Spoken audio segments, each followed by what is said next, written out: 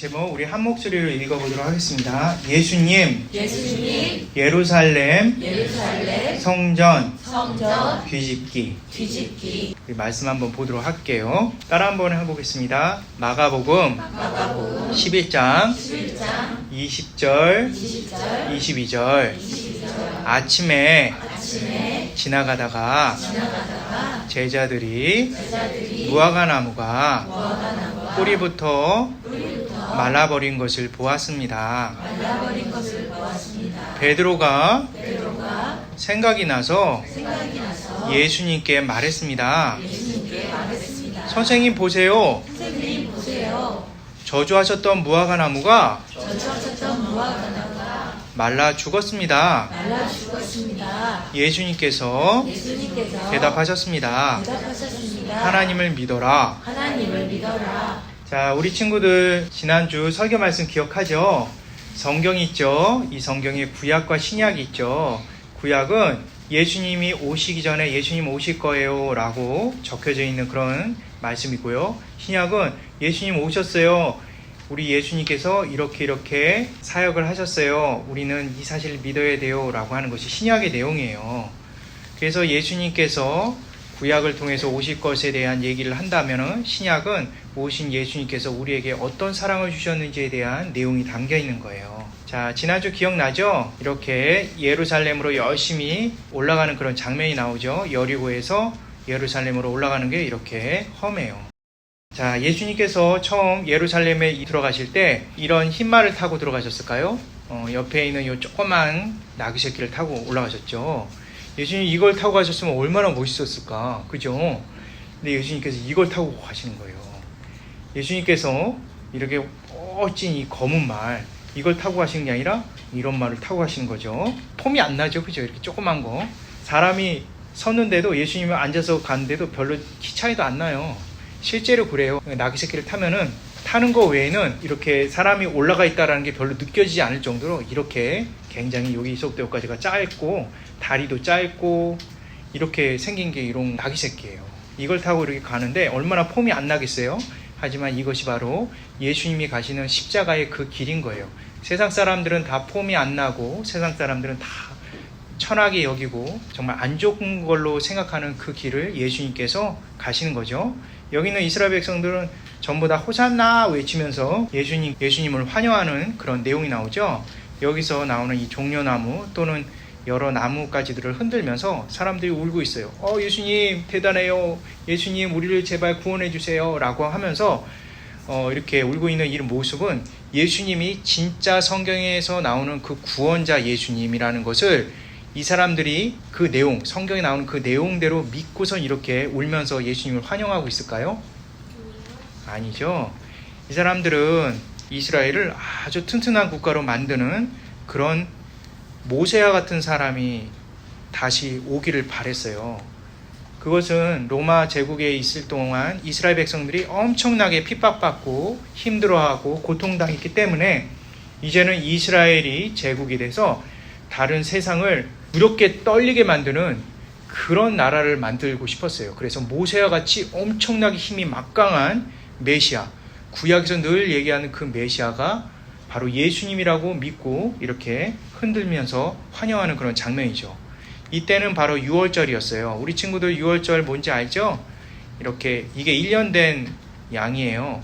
1년 된 양인데 이 아이가 이렇게 들고 있는데 그렇게 큰 건 아니에요. 이렇게 확대해서 크게 보이는데 이것을 6월절에 다 이렇게 피를 내죠.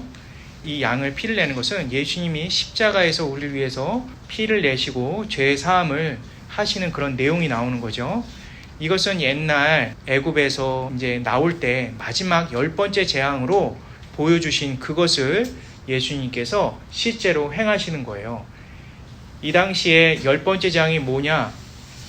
바로가 첫 번째부터 9번째 재앙까지는 이스라엘 백성들을 하나님의 명령에 따라 보내질 않았어요. 근데 이 마지막 재앙은 바로 이 죽음의 사자가 이렇게 온 애굽을 다 두루다니면서 첫 번째 나오는 것은 모두 죽게 만드는 그런 일들이 생기는 거죠. 그런데 이스라엘 사람들은 죽질 않았어요. 그 이유는 밖에 양의 피를 이렇게 묻혔기 때문에 그래요. 양의 피를 묻히려면 어떻게 해야 돼요? 양이 이렇게 헌혈을 해야 될까? 피를 뽑아야 될까? 그게 아니죠. 양이 죽어야 돼요. 양이 죽고 이 피를 뽑고 그리고 양을 이 사람들이 먹음으로 인해서 죽음의 사자가 이곳을 그냥 지나가게 그렇게 만든 거예요. 예수님도 이렇게 죽으셔야만 우리를 구원할 수 있다는 그런 내용이 이미 구약에 오래전부터 예언되었던 그런 내용이죠. 우리 친구들이 알고 있는 이 성전인데 성전이 이스라엘에 몇 번 바뀐 적이 있어요. 그런데 그 성전 중에 가장 멋있고 화려한 성전이 바로 그 당시에 2000년 전에 있었던 헤롯 성전이었어요. 이 헤롯 성전은 헤롯 왕이 이스라엘 사람들에게 잘 보이기 위해서 엄청나게 오랜 시간 지었던 그런 건물이었어요. 예수님이 당시에 이 건물을 한 번에 무너뜨리겠다는 그런 얘기가 다른 성경 구절에 있거든요. 그런데 네가 어떻게 이걸 무너뜨릴 거야? 라고 이렇게 사람들이 마치 들은 척도 안 하는 것은 이것이 얼마나 견고하게 지어졌는지를 보여주고 있는 내용인 것이죠. 예수님께서 이 헤롯 성전에 들어가셨어요. 그리고 들어가시고 이렇게 전체를 쭉 보셨어요. 보니까 어때요? 이 성전 안에 이미 사람들이 양을 가지고 와서 팔기 시작하고 이 비둘기도 팔고 있고 그런 장면이 나오죠. 이 얘기는 뭐냐 하면은 당시에 이 1년에 한 번씩 있는 6월절에 세계 곳곳에 흩어져 있는 이스라엘 백성들이 멀리 왔어요. 그리고 그 사람들은 가장 아끼고 사랑하는 1년 된 양을 갖고 왔는데 이렇게 토시토시 살이 찌는 거 흠이 없다는 것은 상처나지 않은 걸 의미해요. 건강하고 상처나지 않은 이 양을 가지고 왔는데 오히려 이 양은 받지 않고 자신들이 키우는 빼빼 말랐죠. 이 양을 그냥 바꿔서 주는 거예요. 이 양 안 받을 거예요. 이 양이 여기서 키운 거기 때문에 더 거룩해요 하면서 이제 거짓말로 이 양을 파는 거죠. 실제로 이 양을 갖고 키우는 것보다 훨씬 더 많은 돈을 요구하면서 이 양을 팔기 시작했어요. 이것을 통해서 이 성전은 더 이상 예배드리고 기도하는 장소가 아니라 바로 제사 드리는 그런 장소가 아니라 이렇게 물건을 팔고 사는 그러한 시장터가 돼버린 거예요. 뿐만 아니에요. 성경에는 뚜렷하게 몇 배 정도라고 나오진 않았지만 그냥 목사님이 그냥 생각한 거예요. 한 100배 정도 돈을 이익을 남기고 그러는 걸로 이제 생각이 되는 거죠. 왜냐하면 당시 모든 돈은요 여기에 가이사라고 하는 당시 로마 황제의 얼굴이 있어요. 이 돈은 성전에 낼 수 없다 이렇게 얘기를 하는 거예요. 왜 성전에 황제의 얼굴이 찍혀있는 이 돈을 낼 수가 없을까? 성전은 하나님께 바치는 곳이기 때문에 어떤 그 얼굴이든 형상이든 만들어서 드리면 안 돼요. 그렇기 때문에 이 돈을 주고 성전에서 발행하는 그 돈을 주는 거예요. 그래서 성전에서 만든 이 돈을 바꾸는 거죠. 우리 친구들이 100달러를 갖고 가면 1달러밖에 안 되는 걸 딱 주는 거예요. 이렇게 해서 교환을 하는 그런 장면이 나오는 거죠. 이렇게 10,000달러로 교환하는 거예요. 그러니까 얼마나 이 사람들이 성전에서 얼마나 돈을 많이 걷어가고 얼마나 큰 부를 축적하는지 알 수가 있는 거죠. 이거를 예수님께서 이렇게 보시고 아하 이놈들 봐라. 그리고 딱 이렇게 마음을 먹고 그리고 그냥 내려가셨어요. 제자들도 이상하죠. 아이고 쳐다보기만 하고 그냥 내려가. 그러면서 딱 같이 내려가고 있죠. 그리고 그 다음날 아침에 무화과나무가 있어요. 멋있는 무화과나무. 지난주 설교를 통해서 들었죠. 근데 가까이 갔더니 열매가 하나도 없는 거예요. 근데 실제로 이때는 열매가 맺히는 게 오히려 이상한 거거든요. 그런데 무화과나무 향해서 저주를 하신 거예요. 이젠 다시는 너는 열매를 맺을 수 없을 것이다. 이렇게 얘기를 한 거예요. 그렇게 되면 뭐예요? 무화과나무에 열매를 맺을 수 없으면 어떻게 돼요? 무화과나무가 죽게 되는 걸 얘기하는 거죠. 그 옆에서 곁에서 베드로가 듣고 있었어요. 아, 예수님 되게 배고픈가 보다 그렇게 생각도 할 수 있지만 왜 예수님께서 열매를 맺을 때도 아닌데 이렇게 저주를 하셨을까? 그런 의문도 있을 수 있죠. 아무튼 그리고 나서 성전을 올라갔어요. 이번에 성전에 올라갔을 때 예수님께서 가만히 계시지 않고 이렇게 장사하고 비둘기로 장사하고 이런 것들을 다 엎으시고 여기는 만민이 기도하는 집이야. 강도들의 소굴로 만들지 마. 그렇게 하면서 여기 있는 것들 다 부셨어요. 그러니까 여기 팔고 그런 사람들이 난리가 난 거죠. 비둘기 날아간다 그러면서 막 난리가 났어요. 그런데 이런 것은 어떤 사람들이 제일 싫어하느냐? 당시 종교 지도자들. 왜냐하면 여기 있는 이익의 일부를 항상 종교 지도자들이 다 먹었거든요. 예배를 드리고 또 사람들에게 진짜 기도하는 집으로 만드는 것이 아니라 당시 여기 있던 이스라엘의 종교 지도자들은 이런 것을 통해서 오히려 부를 축적하고 나쁜 행동을 했던 사람들이었어요. 이런 것에 대해서 예수님께서 완전히 뒤집은 거죠. 그러고 나서 이제 내려가는 거예요. 그래서 제자들은 빨리 도망갔으면 하는 바람으로 또 내려갔겠죠. 그리고 나와서 딱 보니까 지금 어떻게 됐어요?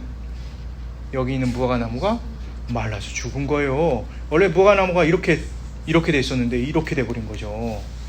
그러니까 베드로가 놀라서 예수님, 이거 분명히 어제 분명히 말씀하신 그대로 이렇게 돼버렸어요. 저주받아갖고 이렇게 죽었어요. 이렇게 베드로가 얘기를 했어요. 자, 오늘 여기까지예요. 자, 우리 친구들, 이것은 어떤 의미가 있느냐?